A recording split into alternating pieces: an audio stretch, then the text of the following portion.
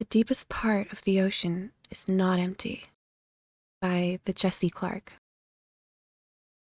The ocean has its silent caves, deep, deep, quiet, and alone. Though there be fury on the waves, beneath them there is none. Over the course of the last few weeks of training, I'd memorized nearly every facet of the Tuscany. Every dial and every readout and every knob and screen and nuance of structure. The quality of the personal submarine's craftsmanship never ceased to astound me. It was a remarkable feat of engineering, this little beast, designed with such care that even the equipment on the hull could withstand more water pressure than the sea could muster up at any achievable depth. It was my Pegasus, my Trojan horse, my very own Apollo 11. And inside this matrix of layered syntactic foam, I would follow the ballast to the gratuitous and unexplored depths of Higgins Maw. I began the separation sequence, and the deep diver fell away from the escort and dipped beneath the surface of the Pacific with silence and grace and a few knots of speed. And then I was consumed in a whole new world, albeit one I'd frequented, that of the sea. Schools of fish swam on by me, and when their cloud passed through a sunbeam, it glinted silver, and beneath them swam rays that rolled their wings to the beat of the current. And out in the rocks crawled the crustaceans and sat the plant life that spruced up all the whitewashed stones there like holiday ornaments. But I had an appointment to keep, so I dove right on past the old reef and out into the open waters where the seabed couldn't be seen for many, many miles yet. The maw, Reuben had said. 50,000 feet below the surface, Booker. 50,000. Do you know what that means? It means it's a whole lot deeper than the Challenger Abyss. He'd nodded at that. Are you ready to make history? Was I? Thought I was. I prepared for this lonely dive and nothing else for some years now. It was the culmination of a lifetime of work and study in the field, and so tight was its grip on my mind that I often dreamt of it in my sleep, of what I'd find at the bottom, and what it would mean, and what monstrous things might take offense to my presence there. No, I shoved that thought aside. Tuscany was all the protection I needed in that regard. It offered technology on the bleeding edge in lieu of a heavy hull, and that was enough to withstand enough water pressure to crush bones beneath skin and inches of steel. What animal had jaws more powerful than the ocean itself at fathom? So I hit the thrusters and down I went, like a bullet to the pitch. I eyed the depth meter as much as I did the sea. 100 feet, 200. Sharks and turtles and uncountable fish swept past me. 300 feet, 500 feet, 700. 1,000, 1,250, the inverse height of the Empire State Building. 1,500, 16. The water began to blur and grain up and darken as the sunlight struggled to push on through.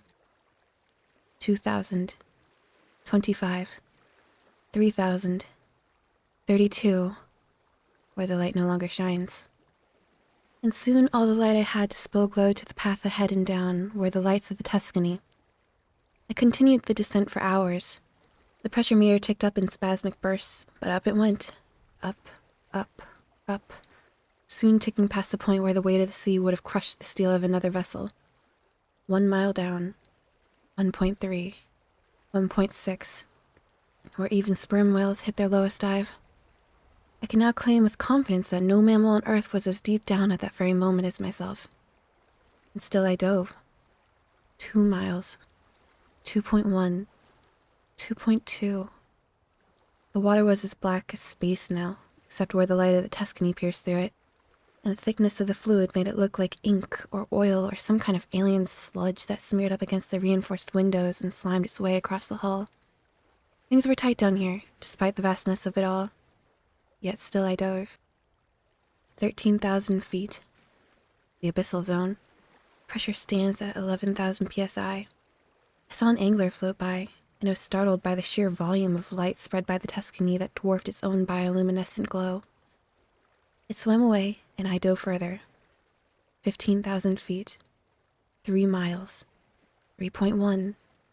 Now things get interesting. Mankind had visited these depths almost infrequently enough to count the expeditions on a single pair of hands. I was now ranked amongst an illustrious few explorers, and although I wasn't the first to hit these marks, I'd hit the deepest one yet before this journey was over. I was determined, and I was capable, so I checked the depth chart. 16,281.4 feet. Nearly halfway to the world record. The Tuscany continued to dive. 20,000 feet down.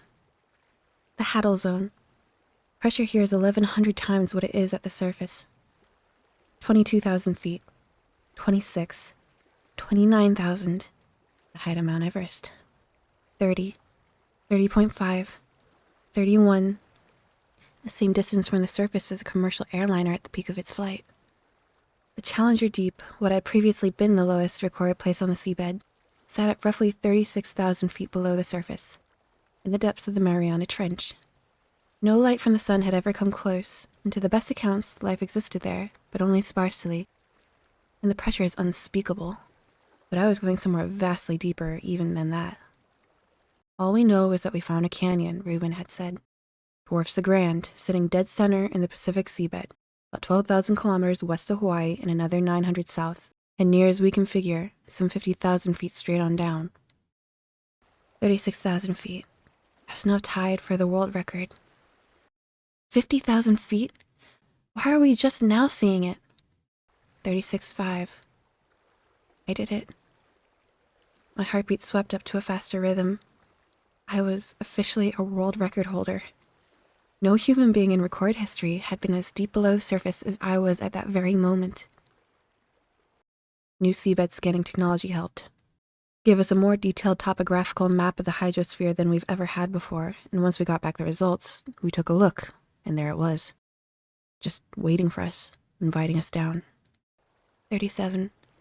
So what's down there? 37.3. Heck, Doctor, if we knew that, we wouldn't be sending you, would we? 37.9. I suppose not. 38. 38.5. The awful spirits of the deep hold their communion there, and there are those for whom we weep, the young, the bright, the fair. Higgins Maw, according to the best information available to me at the time of departure, is a pit roughly a full kilometer across. It begins at approximately 46,000 feet below the surface and is estimated to bottom out at Higgins Deep, a small valley that sits at its base, some 5,000 additional feet below that. The Maw is the largest and deepest such formation in the hydrosphere, and yet its dimensions and location are the only things concretely known about it. That, of course, is where myself and where the Tuscany come in. 43,000 feet down. I hid the floodlights underneath the Tuscany, and the glow washed over an alien landscape that likely hadn't seen light in over 1 billion years. There were mountains here. Mountains. Ones that rivaled the Alps, and wild arches and plateaus that stretched far off to a murky horizon before being shrouded by seawater. I even saw life down here in the depths. A squid-like thing of simply monstrous size swam on by my boat. It stopped for a moment, and during that moment I thought it might take offense to me.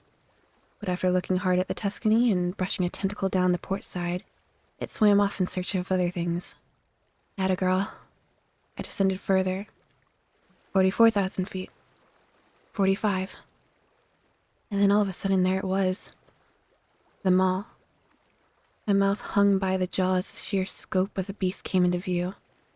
It was a breathtaking sight to behold. A monstrously large and equally dark hole in the crust of the earth that plummeted to inconceivable fathoms. I descended a bit further. 45.5. 46,000. And Tuscany fell into its yawn. Somehow things were even blacker in the depths of the thing, even though sunlight had long since been blotted out. 46.5. 47. 47.2. I began to become aware of a low current pulling me downward. It wasn't particularly powerful, but it was unexpected, and it was therefore alarming. Yet I couldn't bear to pull myself back up. Not yet. I'll turn around if it gets bad. So down I went, deeper and deeper and deeper still into the cavern. 48,000 feet. 48.5. 49. 49.1. And then I saw it. The glow. I squinted and dimmed my lights to confirm the intuition. What in the name of God? It was there indeed. A dim reddish purple, then green, then purple again, and then blue. floating on a mist of current some few thousand feet down. I resumed the dive to chase it. 49.5, 49.7, 49.9. The glow, whatever it was getting deeper and wider and brighter. Soon it filled up the whole path down and ahead. I dimmed the Tuscany's underlights to their lowest setting, and by 50,000 feet I could see that the glow was coming from somewhere not directly beneath me, but off to the left and around a wide corner. This cave is in a straight pit, and sure enough the hole bottomed out here, and then opened up to its left. Holy God. Holy God.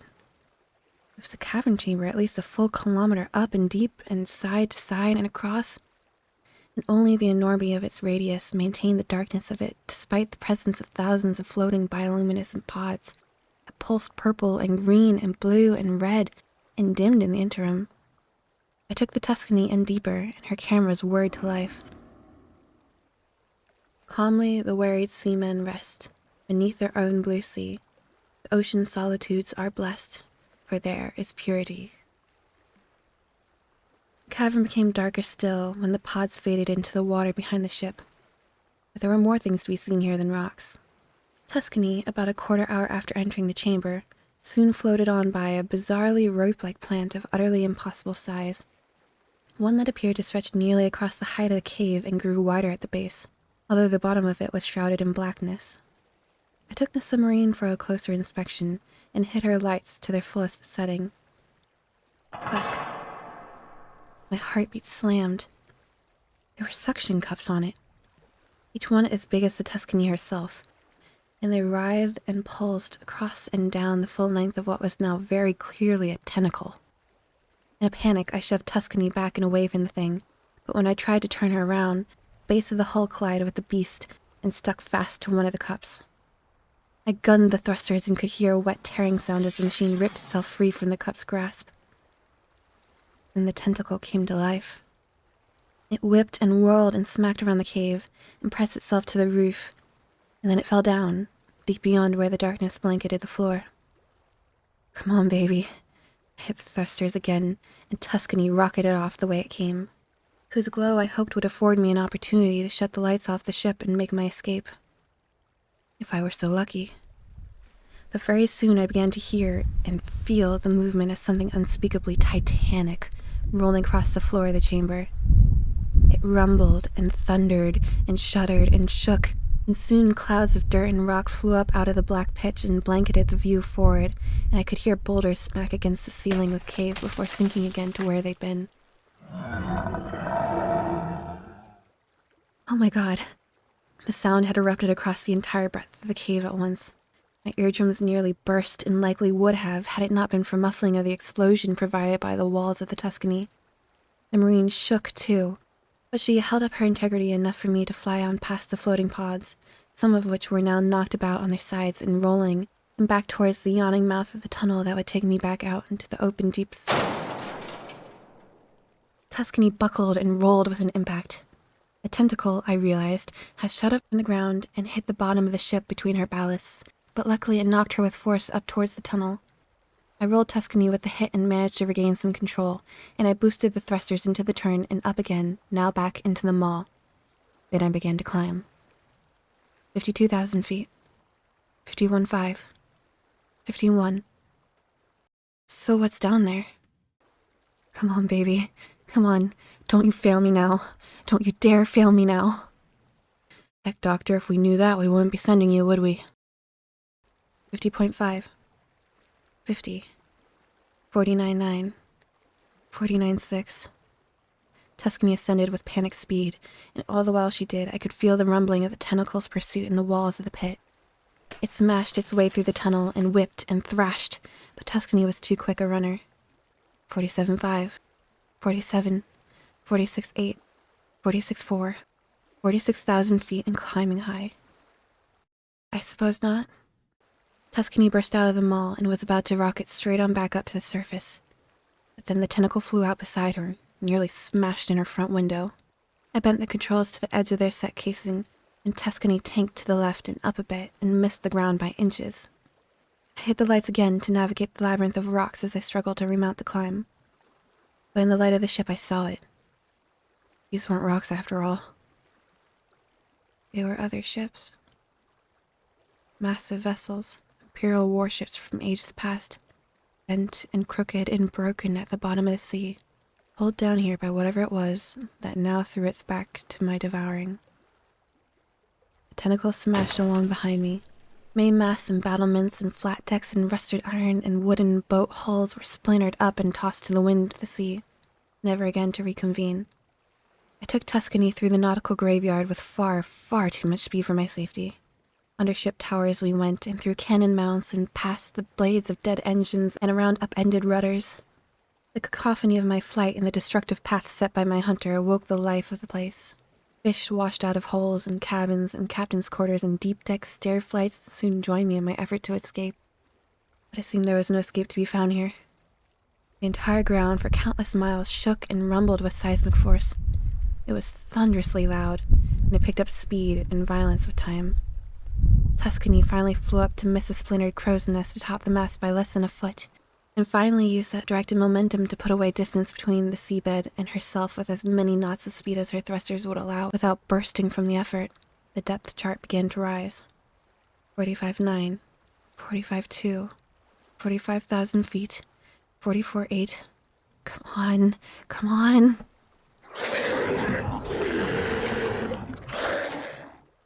The water itself seemed to shift with the sound. And then out of nowhere, Tuscany was no longer the only thing spilling light to the abyss.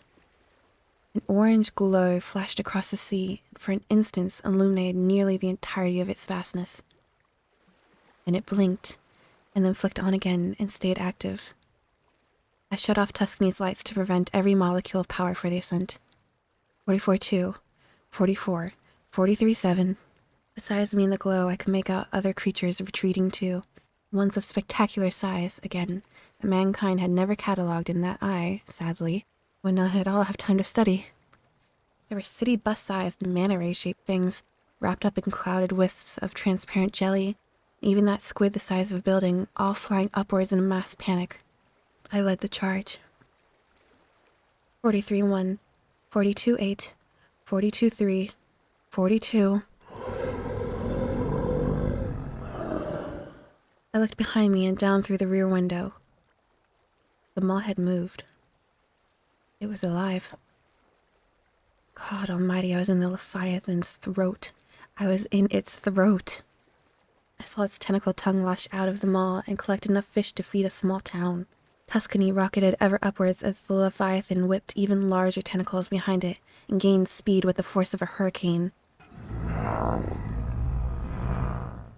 The leviathan opened its maw yet again and spewed forth its tentacle tongue, and with it, it whipped up several Olympic swimming pools worth of water into a gale-force maelstrom.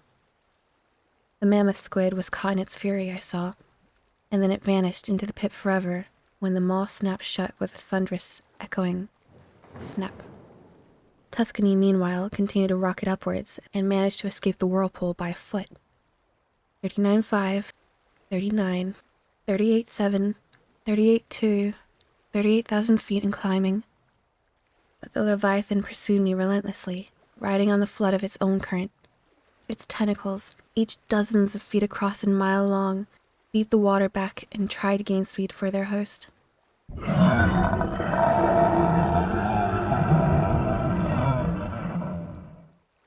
37.5, 37, 36.4. Tuscany had proved her worth with speed, and the pressure gauge now fell in jumps. I remained in the red and would for some time, but it was falling steadily, even as the depth chart rose. 29,000 feet, 28.3, 27.5. But the leviathan hadn't given up the chase. Not yet. I could feel it doubling its efforts. The displaced water rocked the Tuscany and she bucked and rolled in the synthetic current.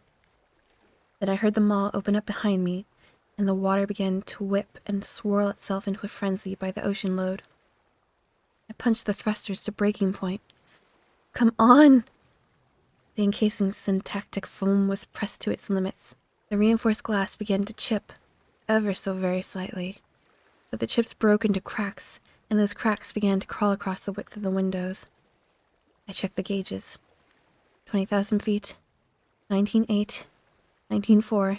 19.3. The ascent was slowing. Come on, baby. Come on, come on, come on, come on. Please, God, be with me now. Please, In the orange glow of the leviathan's eyes, I could see how quickly the water was slipping by Tuscany and getting swept up into the maelstrom. The submarine began to sway port to starboard and shudder and shake. 17.4, 17,000, 16.9, 16.3, 16.1, 16,000. I watched the gauge with a nauseating desperation. 15.95, 15.92. I could feel her slowing to a crawl. Come on, come on, come on. 15.925, 15.94, 15.96. Oh God. And that was it. Tuscany was caught. And no sooner did the depth chart begin to slip than did I feel the whole submarine lose all sense of control and tumble backwards and around. I was thrown out of my seat and smacked my nose against the roof of the pilot sphere. Blood exploded and it drenched my shirt and sprayed the glass in the entirety of the control set. I grabbed my face and began to apply pressure to slow the blood loss. But Tuscany again flipped ballast over ballast to starboard in the whirlpool and spilled me into the hatch ladder. I felt my shoulder dislocate and my kneecap smack into the bottom rung. My head swam, and still Tuscany tumbled backwards. Cracks on the window spread faster. 16.3, 16.4. I could smell the inside of them all through the hull of the ship. But then, all at once and not a moment too soon, I got an idea. Wasn't a particularly good one, but heck if it wasn't better than nothing. I managed to limp and tumble my way to the controls and grip the handles as the ship rolled. Wait for it. Wait for it. Wait. Now! The sound of the roar was so close, every last control surface in the sphere rattled in its case. My eardrums rattled too. Then I flared up the thrusters again, full blast and at an angle, and the Tuscany shuddered and flipped and shook and with fortune fell straight out of the maelstrom with inches to spare. I felt the edge of the Leviathan's maw graze the starboard side, and the impact again sent me into the roof, while the ship rolled end over end again. I smacked my ribs up on a dip in the alcove and fell back down into the seat, head first, and then out onto the floor. I managed to right myself with my good arm and get my bearings. I was free, but only just. The Tuscany banked and tumbled again and rolled, slower now in the absence of the whirlpool's flood current, but not yet in control of its pull. I tried to steer away, but it was useless. The ship flipped around the back of the Leviathan's titanic maw and up over its head as the beast flew on by underneath me like a freight train. And for the first time since catching the monster's eye, I began to fully appreciate the magnitude of its size. Its back was an endless, snake-like and sharp-finned spine the size of a minor mountain range, and only quick maneuvering moved Tuscany away from the jagged back fins that chugged up towards me and sliced open the sea itself. They missed me by feet, and the blast of the current they swept up sent the submarine reeling backwards, off a bit further and into relative safety. I quickly dimmed the lights to the lowest setting and caught my breath. As the full form of the Leviathan washed on past me, it stretched far away into the abyss below, for well over a mile, and dragging away behind it were thousands upon thousands of tentacles. A forest of things, each the size of a 6-lane highway, and tipped with razor-sharp hooks and a flurry of wing fins. It took a full 3 minutes for the beast to pass by me fully, and then it curved around in the other direction and swam off in search for other things to devour. The form soon slipped away into a shadow, and then it was gone. I surfaced hours later, having allowed the battered Tuscany to take its time with the journey. She was solely responsible for my escape. My quick thinking had nothing to do with it. A marvel of engineering indeed. Once I did break the surface, I dispersed a distress beacon and then promptly collapsed from exhaustion. Evidently, I was picked up by the Coast Guard some hours after that, a few hundred miles southwest of Hawaii, and pulled from the near wreckage of my submarine and taken to a hospital on the mainland. It was there that I woke up a full day later. As I recovered, I heard some isolated chatter of tremendous seismic activity near where I'd been, and how the whole ocean floor had changed and moved and shifted form. But I couldn't care less. I told them what I knew, and on top of that, they had the Tuscany and they have all the recorded evidence, and you now have this written account. What everyone does with this information now is entirely up to them. All I know is that I won't be doing any more diving anytime soon. I've come to a realization that mankind has more than enough space to expand throughout and live upon and thrive in above and near the surface, and on land and in the skies, and soon hopefully out there amongst the stars. But there are things in the sea that hold ownership of the deep, and perhaps it's best to leave it that way. For all our sake. The earth has guilt, the earth has care, unquiet are its graves. Peaceful sleep is ever there beneath the dark blue waves.